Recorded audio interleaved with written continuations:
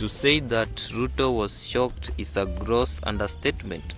Raila Odinga, in the 8th devolution conference that took place in Eldoret, told off the US diplomat Meg Whitman. Meg Whitman complained about the mandamanos and the effect of the mandamanos on the economy, especially on investors such as American investors who are on business concerns in Kenya.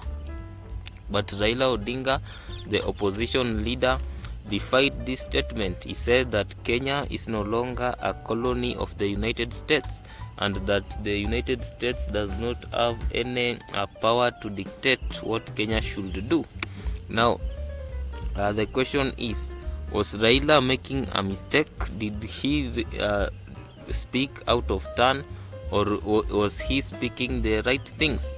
This is a question that can only be answered by looking at the context. If we remember very well, after the mandamanos, the last mandamanos, we saw diplomatic officials going to Kalonzo's residence in Karen. So it is very obvious that their efforts to talk to Raila Odinga failed terribly, because Raila cannot listen to anything that they have to say. Now, the government is in very, very huge shock. Gachagua is claiming that this kind of speaking from Raila Odinga will scare away investors and make the country miss a lot of opportunities and a lot of income that would have come from the investors. The question now is, if this continues, of course, we are likely to lose allies such as the United States. We need to remember that most Kenyans are employed by the United States either directly or indirectly. For example, people who are called most bloggers, especially who are using frameworks such as the Blogger, managed to get their earnings because of Google being a company in the United States. So if the relationship between Kenya and the United States takes a negative turn, it is going to really impact the economy. All the YouTubers may find themselves out of business because the United States may easily suspend the operations of these tech companies in Kenya.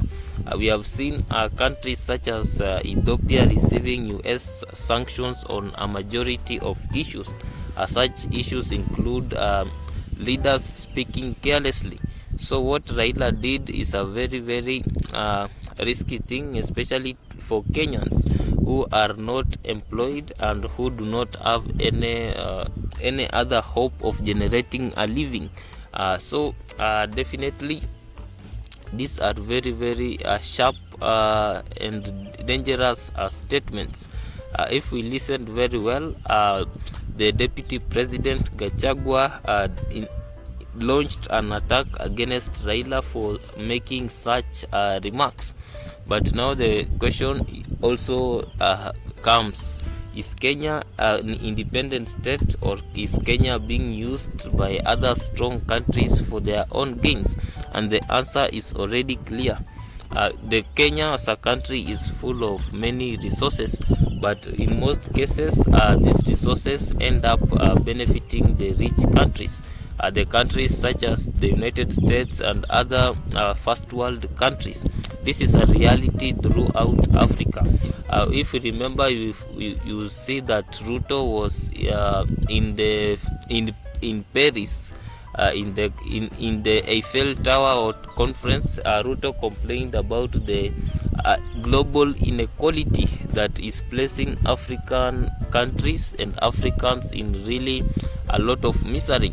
Economic system that is skewed towards the benefit of developed countries and to the detriment of poor countries such as Africa. So Raila Odinga and William Ruto are not the only politicians who have complained about the global systems of inequalities. But then now the problem is they will complain, but there is something that we have to realize. Even as they complain, we have to realize that Kenya as a country does not have the capacity nor the resources to actively complain against such major powers that have controlled the global economy for very many years. There is one person who tried to change the system, and that is the late Gaddafi, that the president of Libya. But what happened? We find Gaddafi was somehow assassinated. Plans were laid out for him, and he was somehow out of power. We have seen people like Mobutu Sese Seko of Congolese. He tried to complain against the global system of inequality, but what happened is that his own country was divided, and he found himself out of power. So these are very, very dangerous waters that William Ruto and Raila Odinga may be treading upon, because they will lead to bigger problems in the future. The thing that can be done right now is to stabilize the economy first, and not to attack areas that if we lose, we may really suffer a lot of consequences. So we all know that Kenya was not and cannot be a colony of the United States, but we also have to admit that Kenya at an economic level is at a lower level, and we need to learn from first world countries so that we can revolutionize our economic practices to be able now in the future to reach the level of the United States, and stop complaining that Kenya is no longer a colony. Whether Kenya is not a colony, that does not matter. The reality on the ground is that Kenya, most countries are controlled by the United States, either directly or indirectly. So this is something that is not going to end very soon. This is something that will continue indefinitely, because the existing structures are skewed towards the benefit of these few European countries. So to change the structure, we need a structure, and I don't really think making a structure can take a few days. This is something that is done in hundreds or millions of years. So what we have to realize, and what leaders have to realize, is do not throw stones if you live in a house of glass. You have to be careful, because you may lose the little that you are gaining. Thank you for watching this video. Like, share and subscribe.